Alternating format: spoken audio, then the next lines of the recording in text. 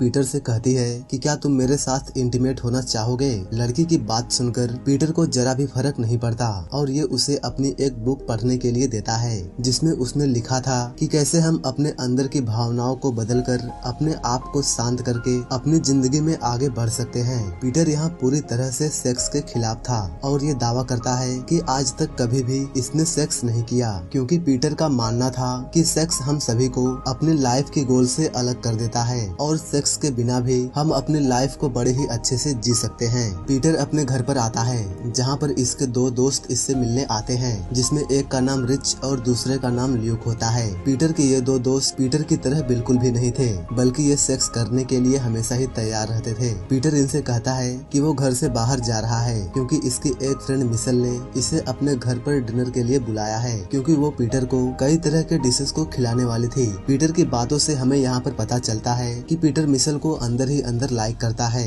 Peter Michel के घर पर आता है। मिशेल के घर पर आते ही पीटर चार्ली से मिलता है। चार्ली मिशेल का बॉयफ्रेंड है जिसे हमेशा अपने काम की ही फिक्र होती है। पीटर मिशेल से मिलता है जिसने कई तरह की डिशेस को लोगों के लिए बनाया था। पीटर थोड़ी थोड़ी सब डिशेस को चेक करता है और ये सभी डिश पीटर को काफी अच्छी लगती है जिसकी वजह से पीटर मिशेल को एक रेस्टोरेंट ओपन करने के लिए कहता है। मिशेल को पीटर का ये आइडिया काफी ज्यादा अच्छा लगता है। पार्टी खत्म होने के बाद पीटर अपने घर पर आता है जहाँ हमें पता चलता है कि पीटर के डैड पीटर के नॉन सेक्सुअल होने की वजह से काफी परेशान हैं। ये पीटर की मॉम से कहते हैं कि अगर पीटर गे भी होता तो ठीक था लेकिन वो किस तरह का लड़का है ये मुझे आज तक नहीं पता चला क्योंकि उसे सेक्स की जरा भी चाह नहीं है। पीटर अपने ऑफिस में आता है जहाँ पीटर की बॉस पीटर को बताती है कि उसने सेक्स के खिलाफ जिस बुक को लिखा था वो बुक काफी ज्यादा फेमस हो रही है जिसकी वजह से पीटर को एक बड़े ही फेमस शो में इंटरव्यू के लिए बुलाया गया है जिसकी वजह से इनके क्लिनिक की डिमांड और भी ज्यादा बढ़ जाएगी।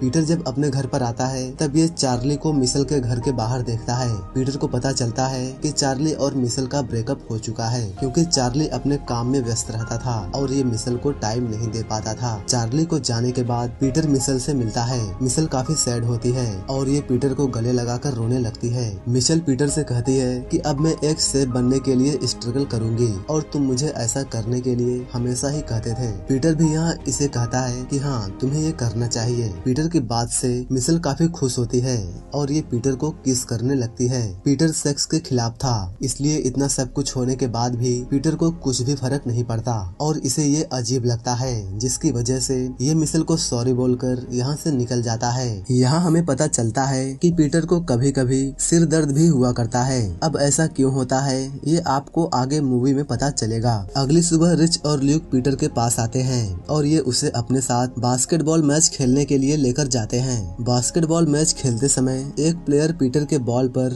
बॉल मार देता है जिसकी वजह से पीटर यहाँ पर बेहोश हो जाता है। रिच और ल्यूक जल्दी से पीटर को हॉस्पिटल लेकर आते हैं जहाँ पर पीटर को फिर से सिर दर्द होता है जिसकी वजह से डॉक्टर पीटर के सिर का सीटी स्कैन और MRI स्कैन करते हैं। डॉक्टर जब यहाँ पीटर के बॉल चेक करते हैं तो उन्हें पता चलता है कि पीटर के पास बॉल नहीं बल्कि दो छोटे छोटे कंचे हैं यानी कि इसके टेस्टिकल नॉर्मल साइज से काफी छोटे थे और इसी वजह से पीटर नॉन सेक्सुअल था। अगली सुबह रिपोर्ट